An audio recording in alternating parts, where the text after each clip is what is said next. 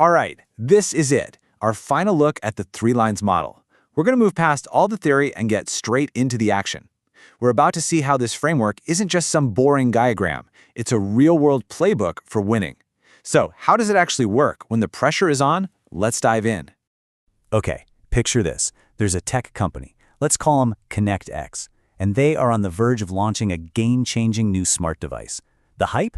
It's huge. The stakes? They couldn't be higher. But, behind the scenes, a million things could go sideways. A tiny software bug, a snag in the supply chain, a regulatory headache. So how does ConnectX make sure their biggest moment doesn't turn into their biggest nightmare? Well, they use a seriously powerful playbook, the Three Lines Model.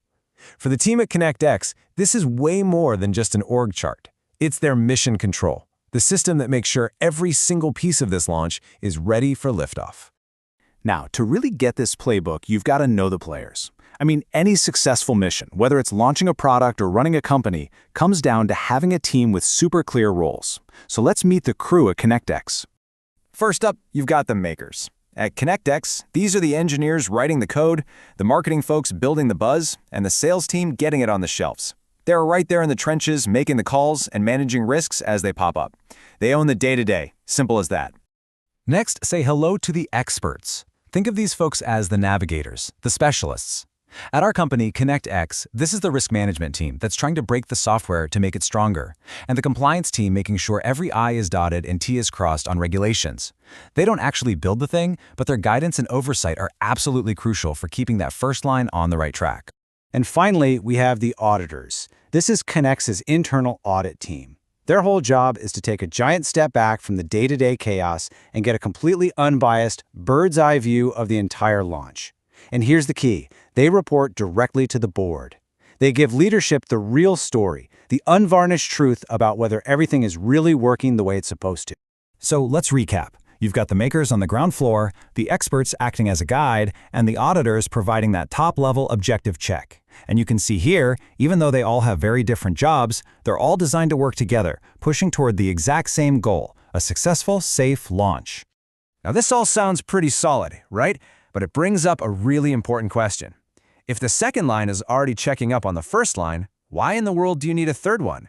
Who's checking the checkers? And what makes their views so different? And this right here shows you the critical difference. The second line, for all its expertise, is still part of the management team. They work alongside them. But the third line, as you can see, they are structurally separate, completely independent. And that's not just a tiny detail, it's their superpower. And this quote just nails it. The source material couldn't be clearer. This independence is what sets the third line apart. Because they have no skin in the game when it comes to management's day-to-day decisions, they can give assurance that is totally objective, with zero conflict of interest. For the big bosses at ConnectX, that kind of clarity is priceless. So how does the board, the governing body at ConnectX, use all this to sleep well at night?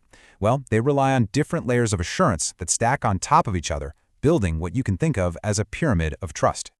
This pyramid is built layer by layer. At the very bottom, the foundation, you have reports from the first and second lines. That's management's view of how things are going. The middle layer adds the second line's expert oversight. But the peak, the very top of the pyramid, the part that gives the whole structure its strength, that's the third line. And here's the takeaway. Because of that independence we talked about, the third line's assessment gives the highest possible degree of confidence. The board knows it's not just management marking its own homework. It is a truly objective, independent look at the whole operation. So, let's go back to ConnectX. Spoiler alert, the launch is a massive success. And why? It's because those three lines didn't just exist on a piece of paper. They actually worked together like a real team, making sure every risk was handled at every single level. And that, right there, is the secret sauce. The Three Lines Model isn't about building walls or silos. It's about fostering cooperation, collaboration, and nonstop communication between all three groups. When they're all talking and sharing info, the whole organization gets stronger. Simple as that. And this leads us to the final, and maybe most important question. It's one thing to draw three lines on a whiteboard. It's another thing entirely to get them working together. The real work is making sure they're talking, collaborating, and aligned. So I'll leave you with this. Take a look at your own organization. Do you just have three lines, or do you have a truly unified team? And that's a wrap on our series about the Three Lines Model. We've seen how it's so much more than a theory. It's a hands-on guide for getting things done right. If you want more explainers that take these huge ideas and make them simple and actionable, you know what to do. Make sure you subscribe to the channel. Thanks for watching.